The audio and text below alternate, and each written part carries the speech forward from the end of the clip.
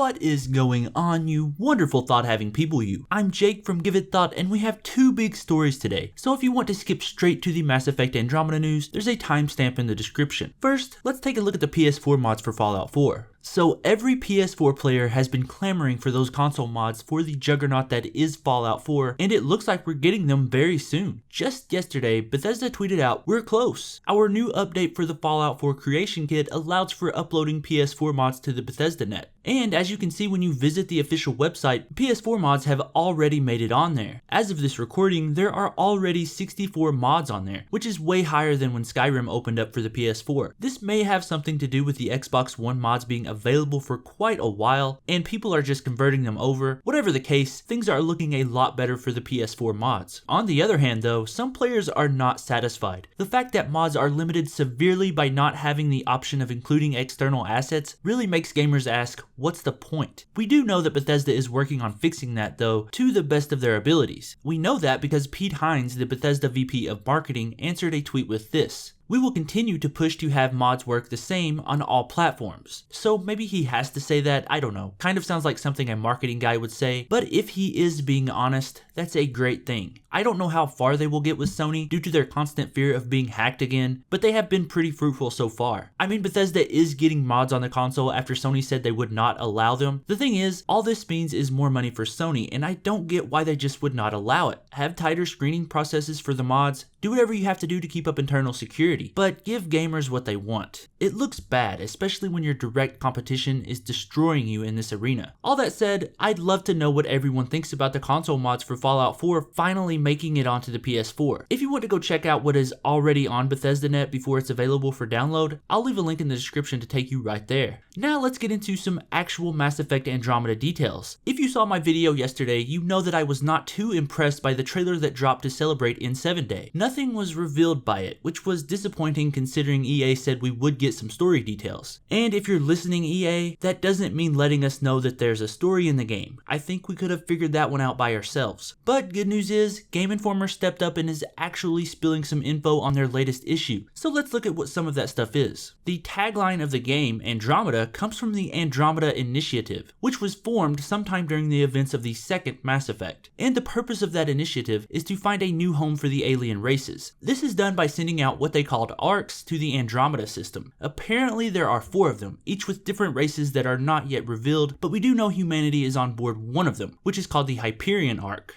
Borderlands, anyone? No? Okay, let's get back to it then. The protagonist, one of the Ryder siblings, is given control over the human arc after their father, the guy who narrates all of those trailers, dies. As you can probably guess, things don't go well after this, and the arc ends up at the wrong place after 600 years of traveling into the Andromeda system. And to top it all off, the human arc loses contact with all the other arcs, as well as the command center that was sent ahead of the Andromeda Initiative. And that's about where the story details end. We did get the little detail that the villain with the back and the halo horns is part of a native race to the Andromeda system called the Ket, spelled K-E-T-T. These guys are not all bad though, according to Game Informer, but we do know this guy is. We also know that romance is coming back, as well as loyalty missions, so that's always good. We saw that the Mako is coming back too, in a hopefully better form called the Nomad. Borderlands again? That one's stretching it a bit. But this iteration will feature better camera controls and more speed, so let's hope it is better. It is said players will be able to explore the full terrain of planets and come across super bosses and vaults? Oh, come on, Borderlands. Vaults?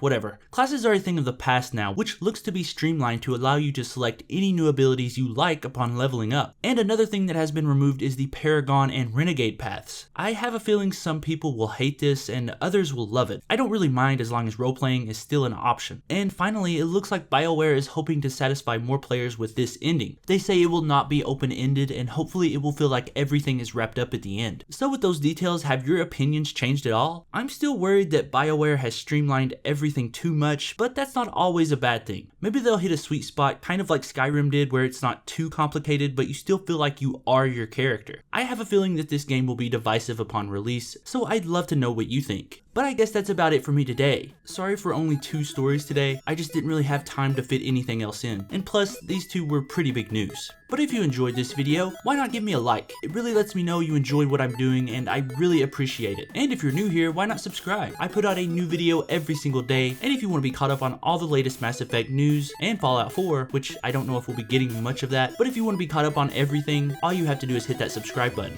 But I think that's about it for me today. Thank you so much for watching, and remember, give thought to everything.